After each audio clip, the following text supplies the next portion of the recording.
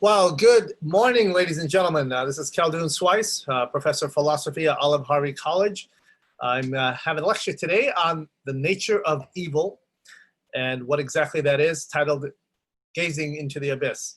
I hope we're not having the same problems we had last time, so if you can hear me, please let me know.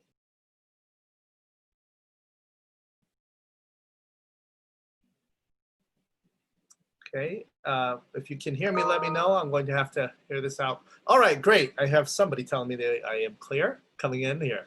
All right, good going. Let's go ahead and get started. PowerPoint.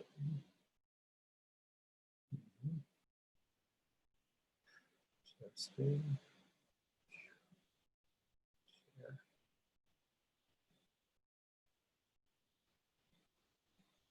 Share. There it is. All right, welcome. Gazing into the Abyss, a philosophical exploration of evil. What exactly is it, and how do we deal with it? If you haven't engaged yourself in the book called The Republic by Plato, one of the greatest books ever written on the topic of justice and how to deal with justice, in the book, Plato has a story about a man named Gyges, and Gyges is a shepherd, and shepherd, they spend their times on the mountains with, of course, their sheep. So when he's on the mountain with his sheep, what he finds is there's an earthquake of sorts, and he falls into a pit. And in this pit, he finds a giant. And in that giant, he finds a ring. He takes that ring and he puts it on. And according to Plato in the story of the ring of Gyges, Gyges takes the ring and begins to play with it. And as he begins to play with it, he finds something fascinating. He becomes invisible.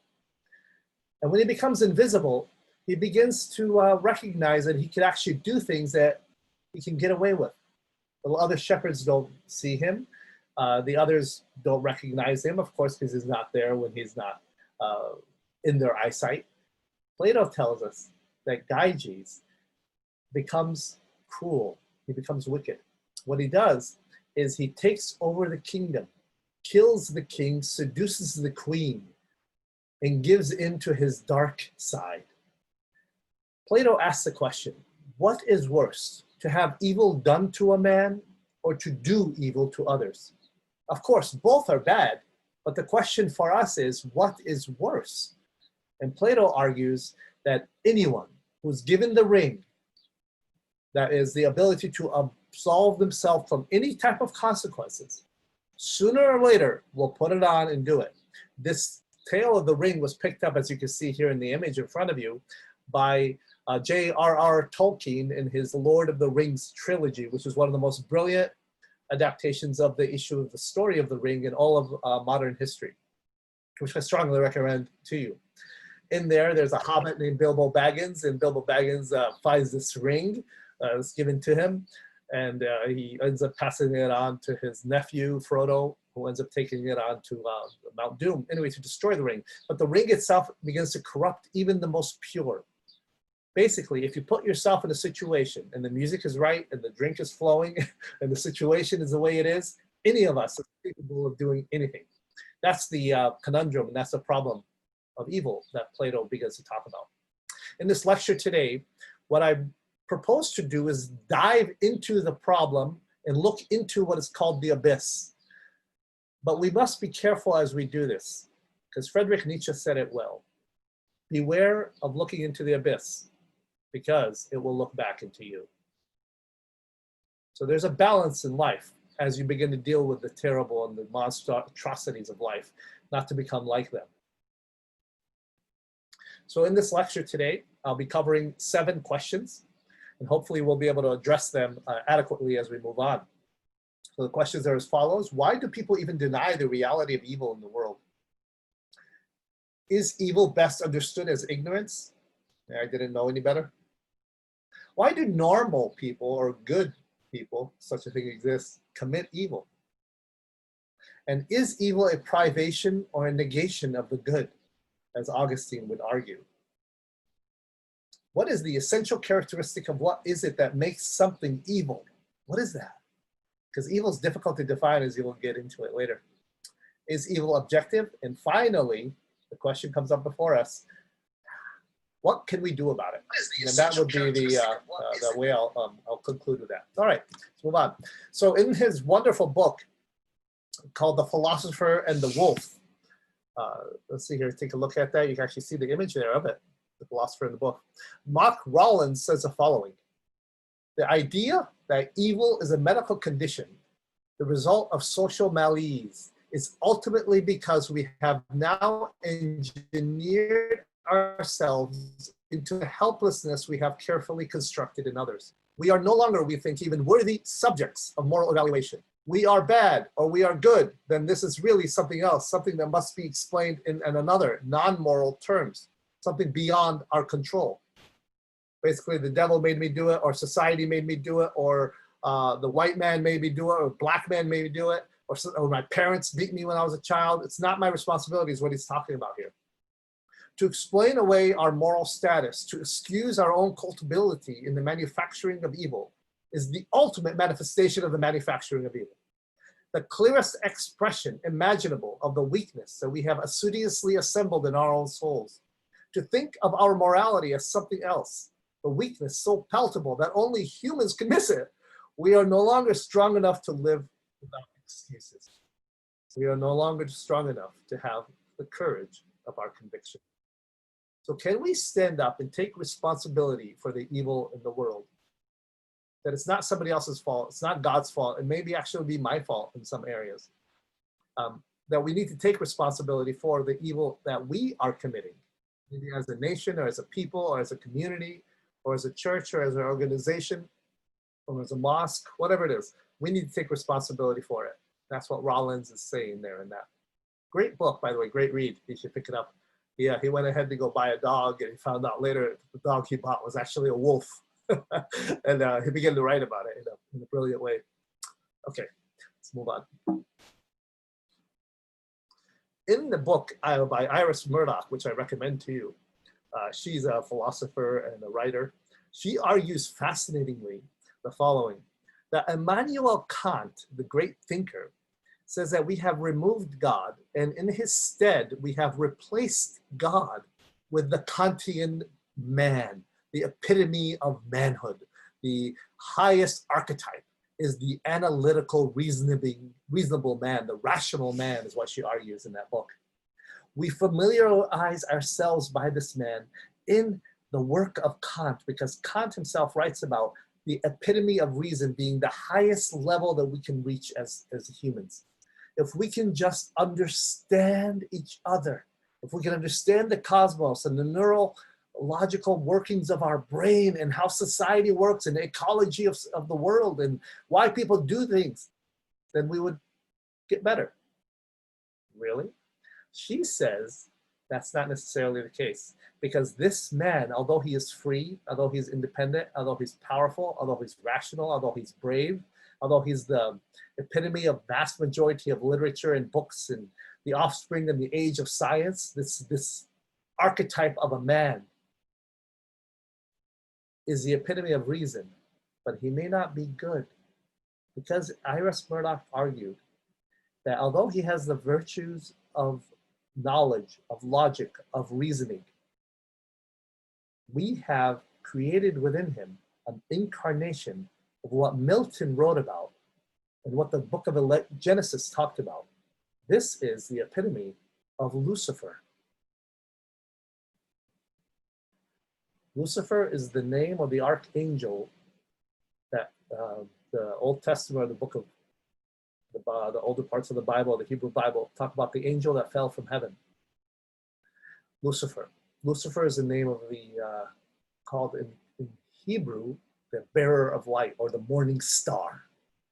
This morning star fell from heaven and became the dark one, or the evil one, or the wicked one, or the tempter, or the Satan, or the Shaitan. This dark being is the epitome of reason. He's very intelligent, but he's not good. What Iris Murdoch is talking about in that book is that goodness is not necessarily the same thing as being reasonable. There are many reasonable people who are dark and evil. You need something more for it. By the way, philosophically and biblically or spiritually speaking, and even philosophically speaking, Satan is not necessarily the opposite of God. See, we have this dichotomy view of the yin yang in the universe, the chaos and order, the good and the evil, the light and the dark. So there's some truth to that. However, the problem is that if God is, as the Western religions and the scriptures say that he is, the omnipotent, omniscient, all-powerful being, then this being cannot possibly have an opposite. He stands completely and utterly alone in his magnificence. There's nothing like God. The devil would not hold a candle to God. He could blow him out if he wanted to, as Martin Luther would say. But the devil would be a fallen angel, or the epitome or the archetype of evil, not necessarily the absolute sense of evil. As I'll argue later, absolute evil cannot exist. Because to be absolutely evil is to have nothing. Because evil itself is a depriving or a deprivation of goodness, which we'll talk about in a bit.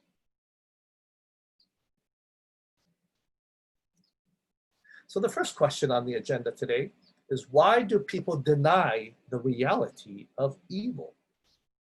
It seems very big conundrum, isn't it?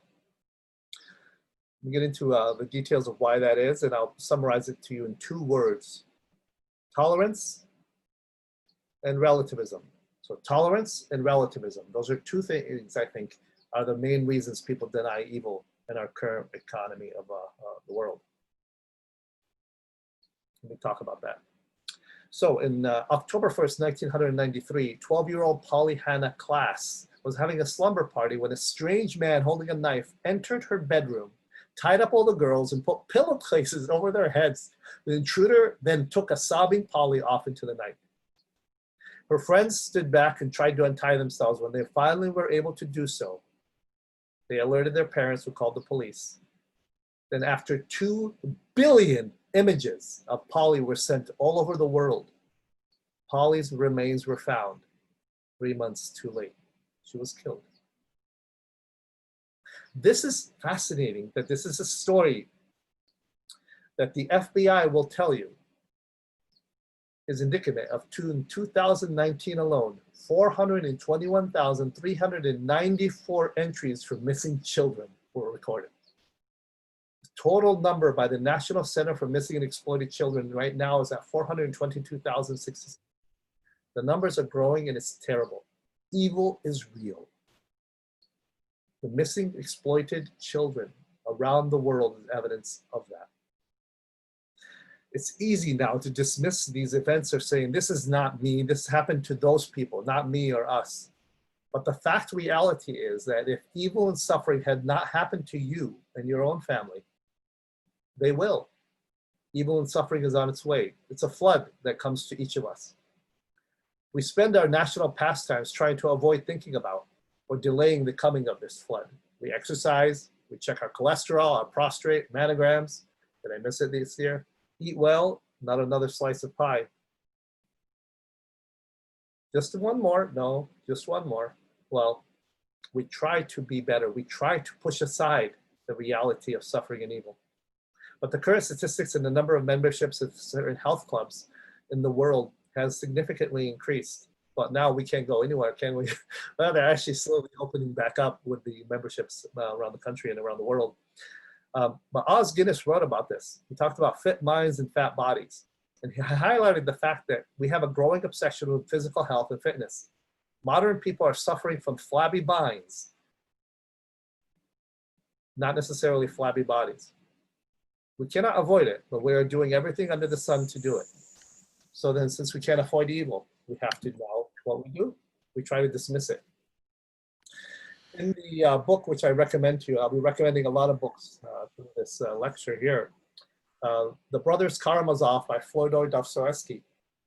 In there, he writes about a dialogue between an atheist and a believer, or a young man who's trying to be a priest. And the question comes out this way. I challenge you, his friend asks, the brother, Ivan, asks his younger brother, Alyosha, who's running for the priesthood. Tell me, he says, I challenge you. Imagine you are creating the edifice of all of human destiny, and you want to make men happy in the end by giving them peace and rest at last. But it is essential to torture to death only one teeny creature, the baby beating its breast with his fist. and to find the edifice of his unavenged tears upon her. Why must one child suffer for you to set up all the goodness of human history? Is this acceptable to you, Alyosha? Tell me and tell the truth. Alyosha bows his head and says, no, I would not consent to this condition. And Dostoevsky says, it's not the God that I reject, it's the world he created. This pushes the question back on a theological perspective on what's called theodicy. Why does God allow evil in the world?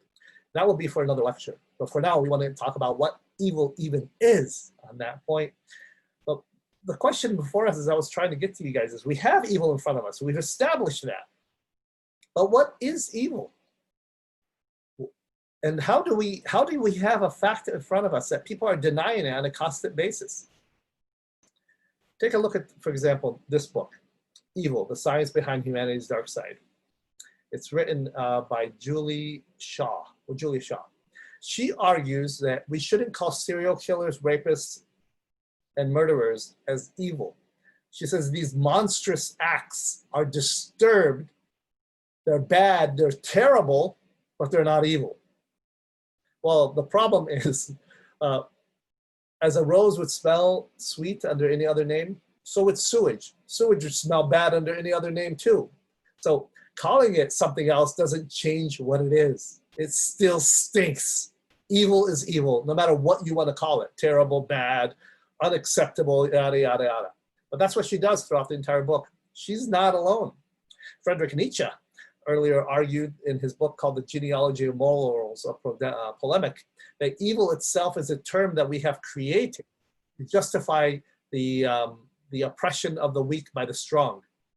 Nietzsche believed that the concepts of good and evil are contrived by an unhealthy view of life which judges relief from suffering as more valuable than creative self-expression and accomplishment.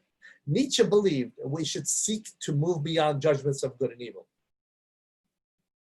This is actually the name of Nietzsche's book, Beyond Good and Evil. But here's the question, Nietzsche, what do we move to? Whatever it is that we move to, we have to ask ourselves, is that good or is that evil? Is it bad? Is it helpful? So I think it's impossible to avoid this. So with the question of tolerance that have come before us, we're trying now to be tolerant of others, to let them express their points of view, which we need to do. The intolerance of Western imperialism has led to many people pushing back toward tribal religions, tribal cultures, tribal understandings. Although Western imperialism did bring in science, technology, and medicine throughout the world. So there are positives and negatives of that. But we're trying to be tolerant of other points of view, allowing people to express themselves. Tolerance is important. And I recommend these two books for you by D.A. Carson right there, and the other one right in front of you there. These are good books. Frank Fredy wrote on it as well. See, the modern paradigm, though, about tolerance is problematic. It basically says, if I disagree with you, I'll tolerate you. That was the old understanding of tolerance. Now tolerance means I disagree with you or I'm offended by you, therefore shut up. Is that tolerance? But current modern tolerance says that. YouTube right now, as we've been reading, has been censoring people who are speaking politically incorrect information or speaking things that the modern vernacular finds offensive. And they're controlled by multi-billion-dollar industries like Google and others who can stifle limiting voices or voices that speak against the status quo. So basically, tolerance has changed from I tolerate you and your stupid opinion to keep your stupid opinion to yourself, you're not allowed to speak. That's what tolerance has led to, and that's sad. Let me give you an example of this. This is Nicholas Kristof wrote wonderful articles about this, and he's a very strong liberal progressive. And he has two articles in the New York Times, which he called the Confessions of Liberal Intolerance and the Blind Spot of Liberalism, where he argues that injustices at colleges and universities and media and across the board do not allow consenting points of view to come out. If you speak something that's politically incorrect, you can lose your job. And in some parts of the world, you can lose your life. So do we have the ability for free speech in the country? Yes, on paper. But if you push it, you can lose a lot. This is his point of view. Tolerance has led people to deny the reality of evil because some things are just bad. Some groups are just terrible. Some societies are detrimental to their people group. They're enslaving their women, oppressing their children, destroying their environment. And we're too kind or tolerant to say anything about it. So we allow it to continue to grow. So my point is that tolerance, by being tolerant of evil, sometimes you are just as bad as it. It's like the mother who's at home, who's tolerant of her abusive boyfriend who abuses her daughter because he brings in some money. She's just as bad as her husband by being tolerant of his behavior, or boyfriend, whoever he was at the time. Relativism. So we have tolerance as an issue, and relativism is the other problem. Relativism is seeing something one way and recognizing that other people see it differently, which is true. However, not everything is relative. Not everything is whatever you want it to be, baby. Some things are just black and white, like black and white. But here's the deal. You cannot have a shadow unless you have something that makes a shadow, right? You cannot have an area of life that we call the gray area unless there was something that was dark and something that was light and something that's in the middle, which we're not sure about. But that does not mean there is no black and white. Let me give you an example of this. This is fascinating. Stephen Turner wrote the following. We believe in Max Freud Darwin. We believe that everything is okay as long as you don't hurt anybody to the best of your definition of hurt, to the best of your definition of knowledge. We believe in sex during, before, and after marriage. We believe in the therapy of sin. We believe adultery is fun. We believe sodomy is okay. We believe taboos are taboo. We believe that everything is getting better despite evidence to the contrary.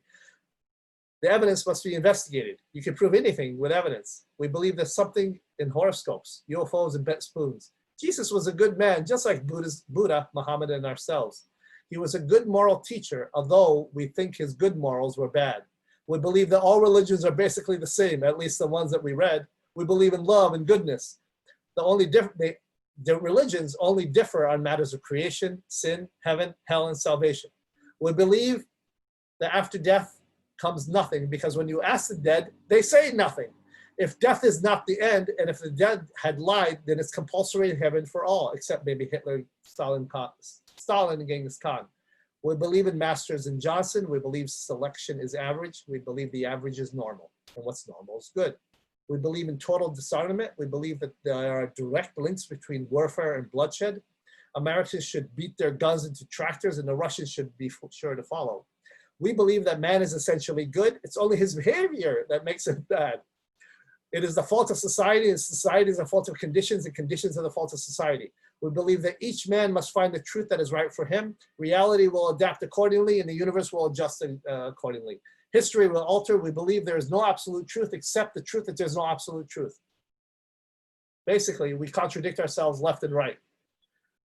So relativism is a contradiction within itself, and the tolerance leads to intolerance, and there's no way around it. I found that, guys, that people who start rejecting points of view and saying we need to be tolerant of all points of view end up rejecting other points of view. For example, the tolerant crowd will not allow people to speak against global warming, which I think is scientifically valid. But at the same time, they won't allow people to express points of view about transgenderism, because transgender people are legitimately persecuted in some places, but also people who are speaking that there are actually two sexes, male and female. Well, those people who speak that are actually getting fired, like on ESPN. One major commentator was fired for that as well, for making that audacious statement that there are two sexes. Basically, what's tolerance? How do you even balance that out? So to be tolerant of a point of view is to adopt another point of view. I think trying to escape the old absolutes, you end up embracing new ones. So the question before us is, why do people ignore or minimize evil? Well, two reasons: tolerance and relativism, okay? So the question number two, is evil now best understood as ignorance? Okay, let's talk about that. Ignorance is not knowing what you do, and let me talk about what exactly that is. So in his book, The Nicomachean Ethics, Aristotle, as well as his teacher Plato and the Pythagoras, tells us that evil is actually ignorance. Not knowing what you're doing and why you're doing it. Have you ever come across somebody who did something to you and could accuse you of doing something or saying something when you actually didn't do it? If they knew better, they wouldn't do that. And you try to have compassion on children who just don't know better, who take other kids' toys, who end up spilling food all over the place because they just don't know better. We have less tolerance for adults when they do that. But nevertheless, people actually argue at a high level that if people actually knew better, and Socrates argued this as well as Aristotle, and here's what Socrates said. But what is it exactly about these things that makes you say they are bad for you? What he's talking about is things like over drinking, overindulgence in sex or pleasure or other things of that nature. Is it the fact that they give you pleasure at the moment, or the fact that they themselves are just pleasurable long-term and cause problems? Is it the fact that in the long term they'll make you ill or make you poor? Obviously, the reason people think these are bad is the latter. Long term, they'll make you problematic. Too much ice cream, too much sex, too much philosophizing can be problematic for you, so you need to take things lightly. So Socrates then reasons that the only reason a sane man would do something evil, like hurt others or steal or rob or commit massive acts of genocide, etc., was that he honestly thought it would bring long-term happiness to him and his family or his colleagues. Otherwise, he wouldn't do it. So then why do people do evil? According to Socrates and now Aristotle and others, the reason they do is because there's a part of them that does not know better. It's ignorance. If they knew better, they wouldn't do it. It is impossible for a man to do evil for its own sake, because man by nature seeks to be happy, according to Aristotle. You cannot do anything that would impede your own happiness, at least consciously. Everything you do is to minimize your pain and maximize your pleasure or happiness. Therefore, to do something evil, the only reason you would is if you actually didn't know better. Epicurus also argued this as well. He said, if one man shows that a man will retire from his error of himself, as long as he knows not that he thinks he's doing it well and it's good for him, he will do it. If he knew better, he would recant himself of his error. Is it possible that Plato and Aristotle are referring to typical, normal, rational people? What about broken people? What about hurt people? What about people who are so broken and abused that they end up doing what they know is wrong consciously? Let me consider for you what I mean.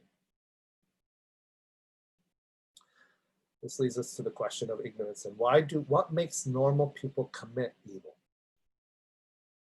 Why do people trash the Chick-fil-A and Walmarts? Why do they break into these things? Why do people hurt and abuse their own children? Why do people end up abusing their own selves or drinking themselves to death?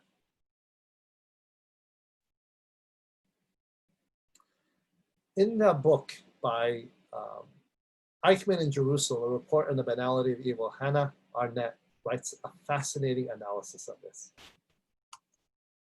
She says that people, normal people, can do the most wicked things imaginable, and they know that they're bad. It is possible that evil is something we are all capable of, given the right circumstances, given the right amount of abuse and oppression and pain and bitterness that I could rage within my own heart. Everyone is possible, even the most intelligent of people. So Aristotle and Plato and the great thinkers may be right on certain levels. People do things that are wrong because they don't know better.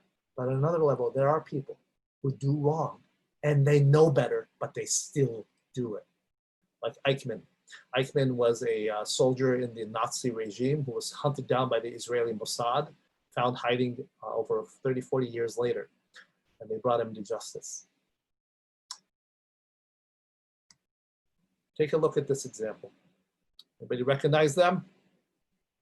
Eric Harris and Dylan Klebold.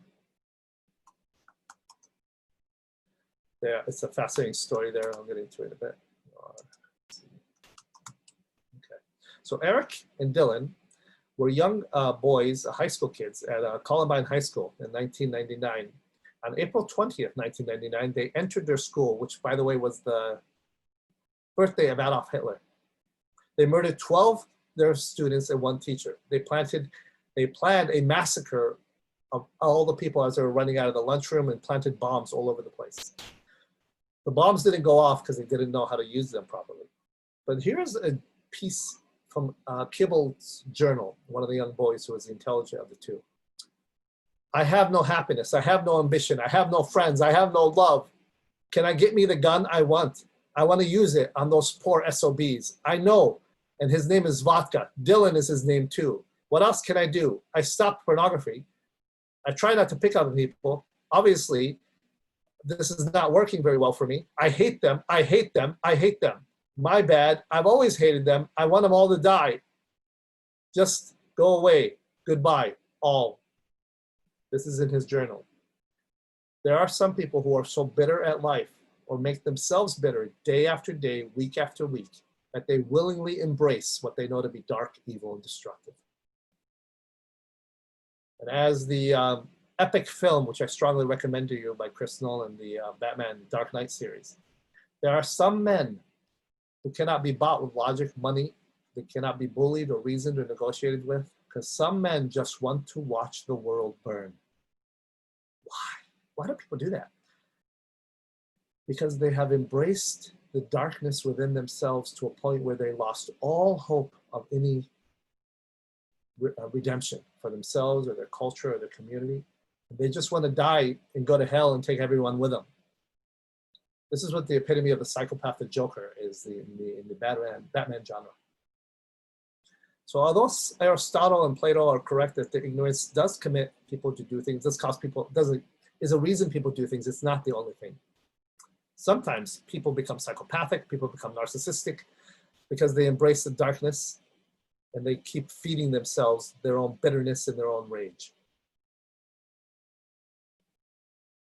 There's another reason. It's called ego depletion. Ego depletion is a psychological term that refers to the idea that a person's will to do what is best for her or him draws upon a limited pool of mental resources that can theoretically be used up. That a man can steal, lie, and go against his very judgment when he knows it's to be wrong. Why do you keep eating another piece of pie when you know it's not good for you? Why do you drink another bottle of Hennessy? Why do you still go out on weekends and sleep around promiscuity-wise when you know the chance for STDs can be increased? Why do you still cheat when you know you can get caught? Why do you abuse? Why do you hurt? Why do you still go back to your addictions? Is it because you're benevolent and bitter? Possibly. Or there is another reason. Ego depletion. Ego depletion is when you're tired. You're weak. There comes a point where you make a commitment to do the right thing for the right reasons with the right person. But then you get tired. You're just too tired not to be able to pick up that liquor bottle or pornography or whatever it is that is an addiction for you that you can't stand, or beat your spouse.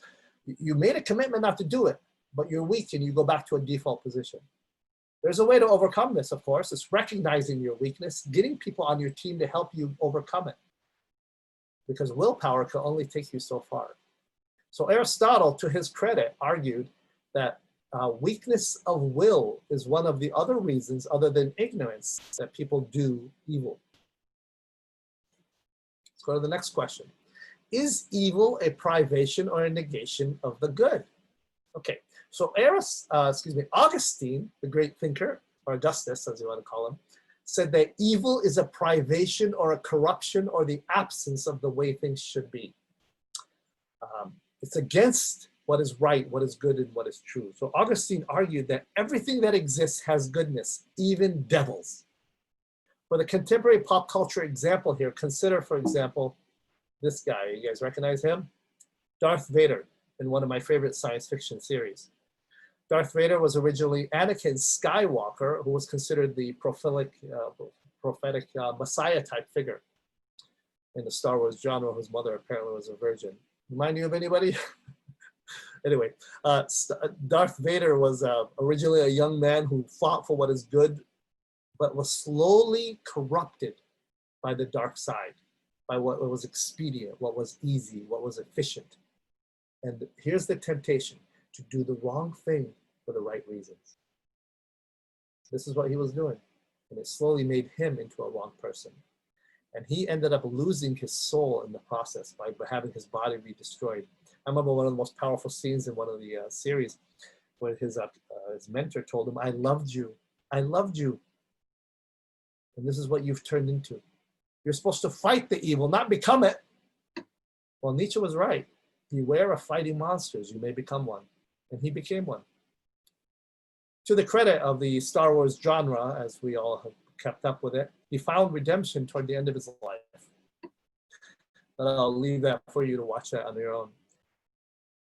It is possible to give yourself over to evil, because evil itself, according to Augustine, is a negation of what is good and what is true and what is holy.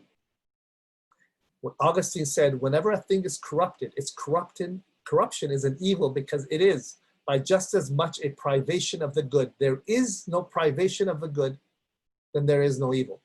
Where then is evil? It is the diminishing of that which is good. So an example, light exists, but darkness doesn't. All darkness is the absence of light. So goodness, or evil, excuse me, is the absence of, evil is the absence of goodness, is what according to Augustine there. Is that enough a definition? Let me go back a little bit. I'm going to argue that there is some truth to Augustine's position, that evil is a privation or a corruption or the absence of the way things ought to be. However, it's not enough. Consider, for example, pain. If you were to put your hand into a hot stove and quickly pull it away, or have someone grab you and torture you for hours, that is not a privation of happiness or a privation of pleasure. It's actually the direct giving of pleasure, or direct giving of pain, excuse me, or suffering.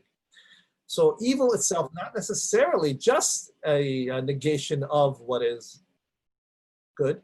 It's a little bit more than that. I think Augustine was on the point about that, but there's more to it than that. St. Thomas Aquinas in his Summa Theologica argued it well. He argued that, capitalizing on Aristotle, that although evil is a privation of what is good, that's not enough. St. Thomas Aquinas argued that evil is a violation of purpose. A violation of from potency to perfection. Evil is that which lacks perfection. Basically, God is the ultimate perfection, so God is the ultimate good, according to Aquinas. The further away you go from the divine, the more evil you become, the more dark you become, as a star is the center of light of the universe, and the further away you go from that star, the darker and colder you get. The same thing Augustine, as well as Thomas Aquinas would argue. So evil, according to Aquinas, capitalizing on Augustine, is not just privation of good, but a moving away from or denial of purpose. So if you have a purpose in your life and you have skills and you have your ability to do and make good in your world, but you don't use it, you're going away from your purpose. You're not doing that which you were created to do and the right way to do it and the way it should be done. And therefore, according to Aquinas, evil is not just a privation of the good, but also a violation of purpose. Interestingly enough, on art. So what's the difference between art and non-art? I would argue it's a difficult question to answer, of course, but in one way you can look at it is this way. Art is an expression of humanity, whereas non-art or pornography is an exploitation of it. Of course, the line between the two is blurred. So evil, in a sense, is the expression of humanity, whereas evil would be an abuse of humanity or an exploitation of it, kind of that way. So next question we're going to ask, question number 5. What is the essential characteristic of evil? How do we summarize evil itself? What exactly is it? That picture there that you see is a drama that's available. You can actually pick it up. I don't know how many of you have seen it. It's called Evil. It's about 2 characters who are, one is a psychiatrist who specializes in human depravity, and the other is a priest who tries to find evil and understanding what evil is from a theological perspective. Anyway, it's a great show you can watch. It's fascinating. So what are the essential characteristics of evil? Well, I'm going to list them for you. So I already talked about Aquinas saying that it's a violation of purpose. Evil is a violation of purpose. Alvin Plantinga, was a great writer and thinker on the problem of evil itself, who won the 2017 prize for his many books, including God and Other Minds and Quarantine Christian Belief. He said that evil can be summarized into two areas. Moral evil, that is actions, thoughts, feelings, dreams that are caused by a desire toward cruelty. That's moral evil. And secondarily, there's what's called natural evil, that is getting attacked by a shark, getting diagnosed with lung cancer, crushed by a falling boulder, etc. These are examples of evil, two different types, moral evil and natural evil. But that doesn't satisfy me because they don't tell me what evil actually is. It tells me there are different types of it, but what exactly is the centerpiece or characteristic of evil itself? So I've listed here for you 4 conclusions I'm going to come to. All right. The first one is that evil itself is, there are 4 conclusions, and I'm going to conclude what actually evil is. Evil is having a malevolent motives, that is wishing ill intent and destruction on another human being just to see them suffer. I want you to suffer. Sometimes you may actually have dreams of letting a bully suffer for hurting you, or somebody to fall down who's abusing other people, or just makes you look bad. Those are malevolent dreams and the ill intents. But why? Because I just want to see you die or suffer. That's a form of malevolence. It's wishing ill intent upon another human being. 2, another one. 2, evil is showing serious and excessive harm that is going over and above the necessary damage one must do to survive and protect. So for example, if someone were to break into your home and try to steal things from you or hurt your family, what ends up happening is you try to protect your family. But what if you're able to protect them? Then you chase them down the street to the next corner, to the next block, and then you hit them and destroy them and kill them and their family. Is that really necessary? That's going over and above the necessary necessity of protecting yourself and your family or causing harm to others. Sometimes harming others is necessary. It's a good. For example, a police officer shooting a man with an explosive vest who's about to go into a school to kill children. That is a good deed, even though it was done to harm him. But some things are excessive, going over and above the necessary goodness by causing torture, etc. That's not helpful. 3, evil is lacking moral acceptable excuses for having such actions. That is, no sufficient reason is given for the first 2. So although I may be able to hurt people, although I may be able to go over and above the necessary pain or suffering I'm causing to them, such as I may hurt them and their family for doing what they're doing to me. Excuse me, ladies and gentlemen, I have to close my door here. One moment. Getting some problems here. Give me one moment. Coming back, getting a little problematic here in the background. One moment.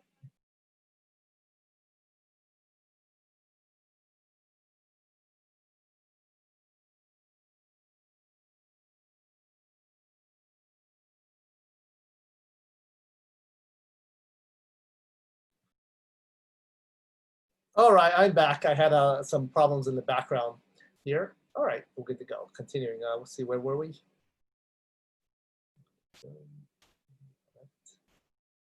Caption. One moment, ladies and gentlemen, get back on track here. All right, evil, there it is. All right, evil is having a lack of morally acceptable excuses for the previous 2 actions. And finally, and then number 3, and number 4, finally, evil then, in summary, from a spiritual perspective, is divorcing yourself from the epicenter of life, from what is the true, the good, and the beautiful, and that is God. So in summary, evil is these 4 things. Having malevolent motives, that is wishing ill intent to destruction of another human being just to see them suffer. Evil is showing serious and excessive harm, that is going over and above the necessary damage one must do to survive and protect. 3, evil is having lack of morally acceptable excuses for such actions, that is, no sufficient reason is given for the first 2. And finally, evil in summary, from a spiritual perspective, is divorcing yourself from the center and epicenter of life, that is the true, the good, and the beautiful, which, if it actually exists, would be called God. And finally, Is evil objective? And I'm going to argue that evil is objective. It's not just subjective, although there are parts of it that are understood subjective ways. Let me put for you the argument this way. The universe is not just as it should be. There is more than enough evil. 2, the universe is not as it should be, then there is a way the universe should be. 3, there is the way the universe should be. 4, if there is the way the universe should be, then the universe has a designer. 5, the universe has a designer. 6, to assume evil is to then to assume a designer. 7, this designer must be able to judge with omnibeneficence these properties, so which include everything but which we call God, which is omnibeneficence, omniscience, omnipotence, etc. So you cannot have good without evil. You cannot have evil without a moral law, good without a moral law. You cannot have a moral law without a moral law designer. Therefore, finally, in conclusion, that designer would have to be God. There's some more details you can read up about this with the work of Immanuel Kant, one of the greatest thinkers in philosophical history. He argued in a similar portion to this. Although he said reason cannot let you arrive at God, reason will allow you to say that goodness and evil in the universe do not make sense without some kind of design or justice behind them. And this would be the designer that I'm referring to. So it would have to be objective in that sense. This is interesting. This is a position that was argued by William Lane Craig. And Sam Harris, also being an atheist, also agreed that evil is itself objective. Although he would not ground it in the designer, he would ground it in the design itself of the very universe, which then presupposes the designer, doesn't it? But anyway, that's a discussion if you get into some other time. Finally, I'm wrapping this up, guys. What can we do about evil? And then I'm going to open up for some questions and for some discussion. What can we do about evil? So my local church in the community has a food pantry where we give out food and clothing and different things for the people that are necessarily needed. If you visit Calvary Church, is a great one. There are other churches in the area that also help. Churches actually are some of the greatest epicenters of humanitarian aid throughout human history. The Red Cross, for example, is based in that, as well as World Vision and Compassion International and others. But what are you doing about evil in your own life, in your own community? One of the things we can do is blame others. We can blame the government, blame society. And in some level, some of them are responsible for the evils that are perpetuated. But at another level, I can do something more than just complain. I can actually get off my butt and do something about it. In his wonderful book, Evil and the Justice of God by N.T. Wright, who's a bishop of Durham, he says the following: somehow, in a way, we are inclined to find offense. God had to get his boots muddy, it seems, to get his hands bloody, to put the world back to rights. The primal sin of humanity consisted in putting the knowledge of good and evil before the knowledge of God. So basically, N.T. Wright is saying we need to get our hands dirty and sometimes bloody in order to do something right. Bloody not in the sense of hurting people, but getting into the nitty-gritty of life and helping the orphan, freeing the captive, feeding the hungry, helping the widow, being there for people who are suffering. You know people in your life personally who are in need. Go out for them, reach for them, uplift them. And in uplifting them, you actually uplift and help yourself. So don't just philosophize about it, talk about it. Go out there and do something to make the world around you a better place. Be the hands and feet of God, those of you who are spiritually inclined. Be the community that we talk about, or as the great writer and thinker Gandhi said, be the change you want to see in the world. Be the change you want to see in the world. And I conclude with the words of Alexander Solzhenitsyn, who suffered heavily in the Gulag Archipelago in his wonderful writings in the Russian camp there, where he was imprisoned for politically incorrect speech, by the way, which I talked about earlier, of the intolerance of the tolerant. Here's what he said: the line separating good and evil passes not through states, nor between classes, nor between political parties either, but right through every human heart and through all human hearts. This line shifts inside us. It oscillates within the years, and even within hearts overwhelmed by evil. One small bridge of good is retained. So the line separating evil is between every human heart, even between me and yours. Thank you.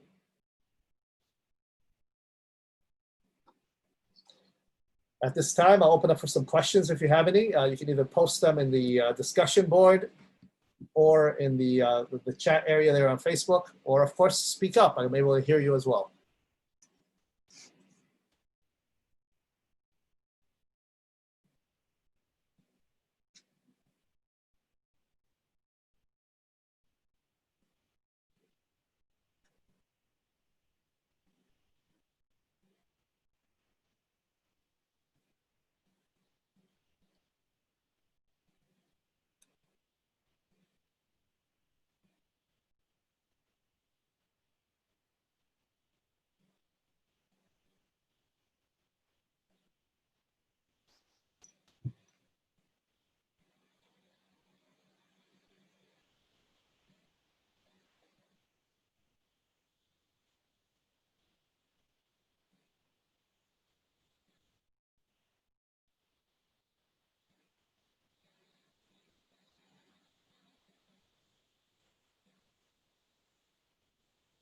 Here, I have some questions. Want to say thank you. Some people are posting some questions here.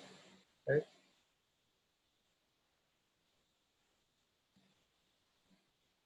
Professor, this is Livia, and I have a question. I heard a voice. I'm barely able to hear it. This is Livia. Can you hear me? Oh, yes. Now I hear you. Yes. Hi, Olivia. Professor, as a human, you're absolutely right. You know, we try to do good, but along the way, we do wrong. My question is, when I try to help someone rectify a behavior, at times that person is not willing to.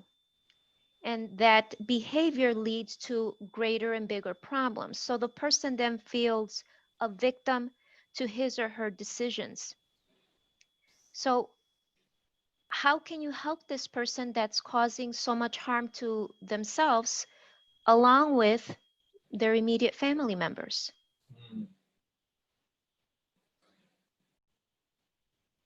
Very astute question. It's a powerful one. Sometimes we exhaust ourselves telling our children to stop doing what they're doing, or our spouses or our family members, or even the people we love. We see them constantly doing the same thing over and over again. No matter what we say, it doesn't seem to affect them, right? How do we help people like that? Well, one of the things you can do, as the question that comes up, how can I help or deal with a narcissist? The best way to deal with a narcissist is to not deal with them. So some people, if they are not willing to be helped, cannot be helped. There are some people, as I think in the previous lecture, we discussed this as well, do not change when they see the light. They only change when they feel the heat. Correct. That heat has to come by hitting what psychologists call rock bottom. And you may have to do what Jesus said in the Gospels to do. Shake the dust off your feet and walk away. Pray for them. Give them up to God. Let God deal with them.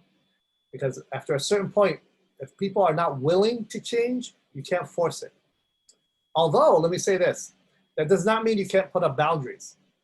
I'm not going to allow you to continue destroying this home. I will change the lock. I will no longer wash your laundry. I will no longer cook for you. I will no longer spend time with you to continue to allow you to abuse me. So you can put boundaries up against people like that. But if they're unwilling to see the darkness within themselves, you may have to just walk away. Thank you, Professor. You're welcome. I know it's hard, especially if they happen to be family members. Exactly. At that point, you can't walk away, but what you can do is put up healthy boundaries. Thank you, Professor. You're welcome. Yeah, I have a question. Yes. Have you seen the movie The Book of Eli? I did. Denzel Washington, right? Yes. Okay. Yeah. So when I first saw it, I was like 14 years old, I think. I don't know how old I was, but I was young.